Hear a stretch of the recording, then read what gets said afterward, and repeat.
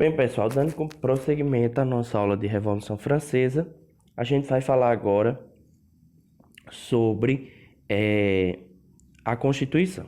A gente viu que a Assembleia Nacional aboliu os privilégios feudais da nobreza e do clero. Houve a Declaração dos Direitos do Homem e do Cidadão. Só que agora se fazia necessário na França, uma Constituição, ou seja, uma carta de leis. Vamos ver como é que isso vai se dar. Deixa eu voltar. Lembrem-se que tudo isso graças aos iluministas, conteúdo que a gente viu no início do ano, que eu disse a vocês precisavam se lembrar. Então, só para a gente retomar, anotem aí no caderno de vocês, deixa eu grifar aqui. No século XVII, na Europa, filósofos e pensadores começaram a questionar várias coisas. Se todos nós somos seres humanos, então por que uma pessoa é chamada de rei e pode mandar e desmandar, e as outras são chamadas de súditos e só podem obedecer? Isso aqui é a chave de um questionamento para a base da Constituição francesa. Grifem aí e anotem no caderno de vocês, certo? Então vem o questionamento do direito divino. Será que é porque Deus decidiu assim? Ou seja, aquela questão de que o rei era rei porque Deus queria escolher ele. Então, essa teoria do direito divino é questionada. Essa nova forma de pensar foi chamada de iluminismo, como a gente estudou no início do ano. Então, assim, para os iluministas, eles achavam que os homens tinham sido feitos para pensar e construir um mundo melhor e não para aceitar ordens. Quando essa ideia se espalha entre o povo francês, o sentimento que tudo deveria mudar vai invadir e tomar conta da França. Então, olha esse esquema aqui. Deem pausa no vídeo, tá certo? Deixa eu tirar isso aqui. Deem pausa no vídeo e copiem esse esquema. Como vai ser estabelecida a Constituição de 1791? A primeira Constituição da República agora, aliás, pós-Revolução Francesa. Bem, vamos começar. Vai existir 3 poderes. O poder legislativo, a Assembleia Legislativa com 745 deputados. Deixa eu pegar o outro lápis aqui. Assembleia Legislativa com 745 deputados, eleito entre os cidadãos que pagavam mais de 50 libras de impostos. Volta às leis e os orçamentos. Gente, mesmo com a Revolução Francesa, a gente vê aqui que os interesses da burguesia não eram favorecer o povo. Por quê? Só pode fazer parte da Assembleia Legislativa quem pagasse acima de 50 libras de imposto. Ou seja, os ricos. Não havia lugar dentro da Assembleia para as outras camadas do terceiro estado. Então, a Revolução Francesa, na realidade, foi um interesse mais da burguesia que vai ali atiçar o povo para poder ganhar prestígio e lugar político na França. Poder judicial, eleito entre os licenciados em direito, ou seja, agora não era mais qualquer um que podia julgar, tinha que ter formação em direito, que pagavam mais de 10 libras de impostos, ou seja, ainda fazia parte da burguesia, ainda fazia parte das camadas ricas. E o poder executivo era dado ao rei. Ele nomeava os ministros, tinha o poder de vetar as leis, mas sua obrigação maior era executá-las. Ou seja, o rei agora não dominava o poder legislativo e o poder judiciário. Ele apenas se enquadraria e ficaria com o poder executivo. Tá bom? Quem é que elegia os juízes e a Assembleia? É porque a gente sabe que existe a restrição para quem paga acima de 10 libras para juiz e acima de 50 libras para os deputados. Todos os homens que pagavam mais de 10 libras de impostos, olha aqui, eram eleitores. Tinha que ser homem, mulheres não votavam, porque os homens que eram considerados cidadãos. Na França, 26 milhões de pessoas. Não votavam mulheres e os homens que pagavam menos de 3 libras de imposto. Ou seja, quem eram cidadãos franceses? Homens ricos. O que a gente classificaria hoje de classe média para cima. pessoal pobre, mulher, não tem vez na França. Ok? Então, isso aqui a gente não precisa. Uma grande festa é realizada em Paris e em várias cidades da França. É a festa da Federação. Todos participaram da preparação, ex-nobres e pessoas comuns. A finalidade era celebrar agora uma nação reconciliada com todos os franceses. Então, nessa imagem aqui, a gente vê o pessoal feliz. Aqui, a gente vê novamente a figura das crianças, uma em especial segurando a bandeira da França. A gente vê os nobres, burgueses, todos comemorando, e o povo em geral, todos comemorando agora um país reconciliado. O rei também estava presente na festa e nessa ocasião ele jura ser fiel às leis da nova Constituição. Então a gente tem aqui a figura do rei dizendo, juro respeitar a Constituição, né? Fingindo jurar. Então o rei ele vai armar, o Luís XVI ele vai armar uma farsa, dizer que estava aceitando tudo, fez aquela festa toda bonitinha, só que aí ele vai conspirar com os nobres para derrubar os revolucionários. Ele pede ajuda a outros países para ajudá-lo a lutar contra esse exército. Por quê? Luís XVI vai dizer, por exemplo, a Inglaterra, vai dizer, por exemplo, a Holanda, que se essas ideias revolucionárias se espalhassem pela Europa, esses países também seriam atingidos. Então, ele vai maquinar com os embaixadores estrangeiros para organizar uma revolta com essa liga de exércitos para ajudá-la a tomar o poder na França.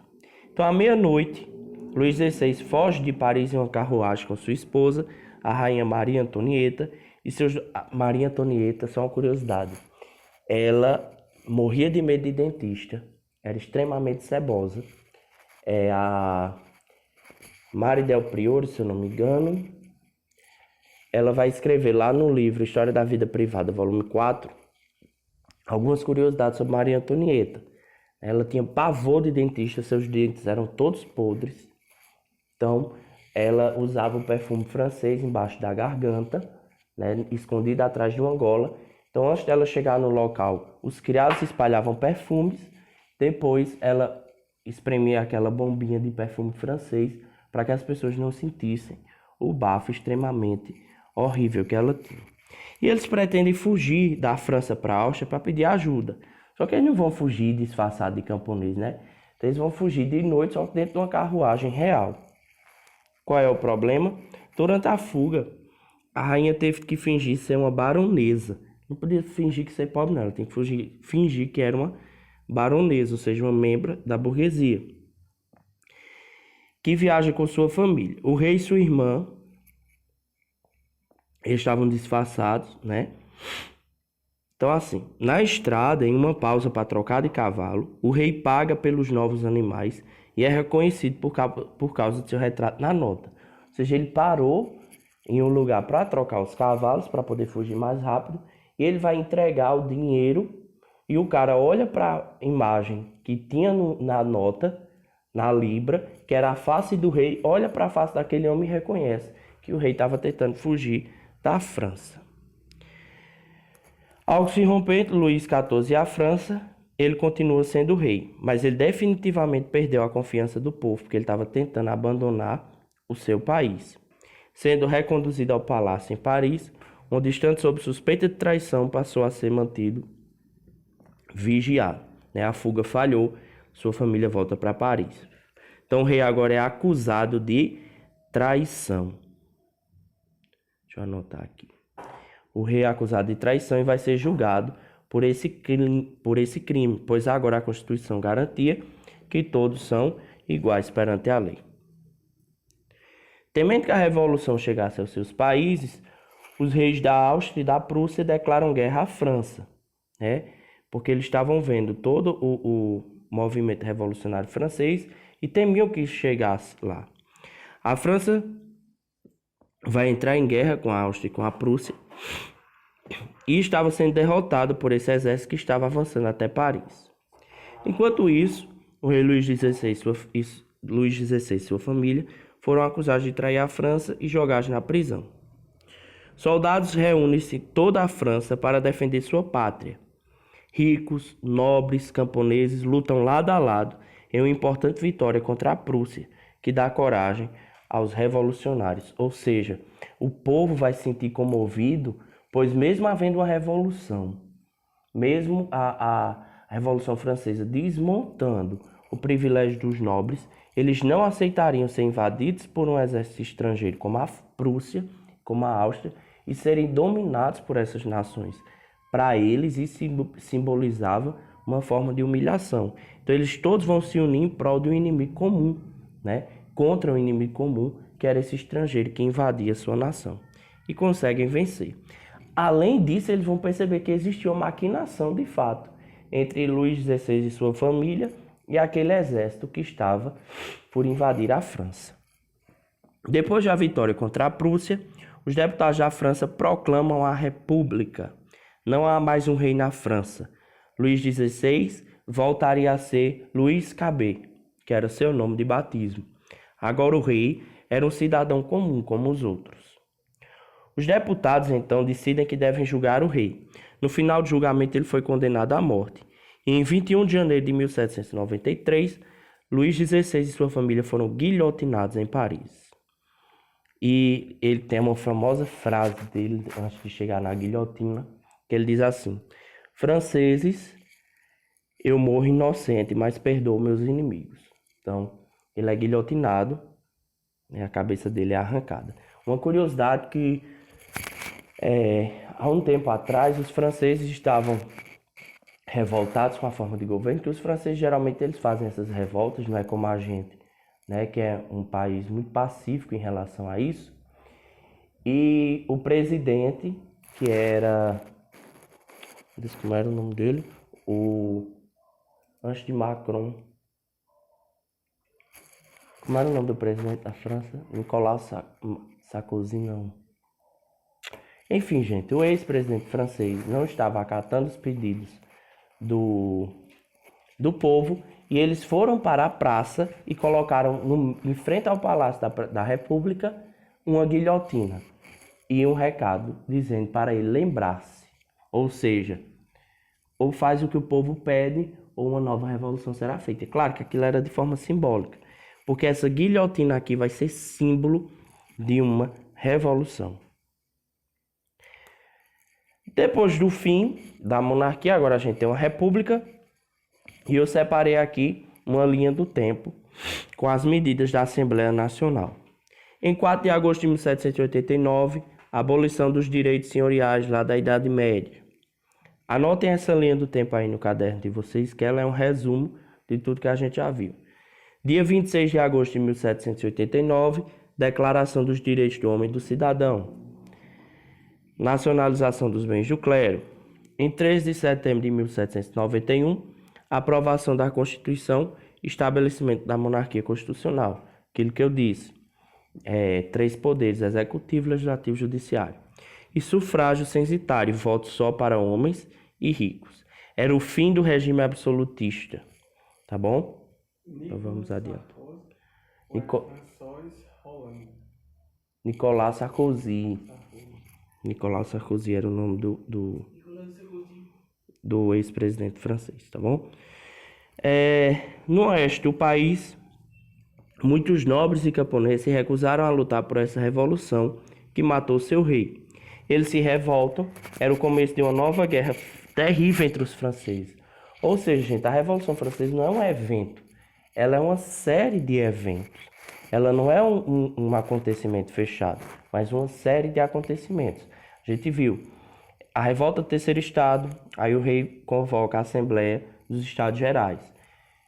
É o fim da Assembleia, eles se reúnem na sala dos jogos, proclamam uma nova lei, monarquia constitucional. O rei tenta fugir, é morto.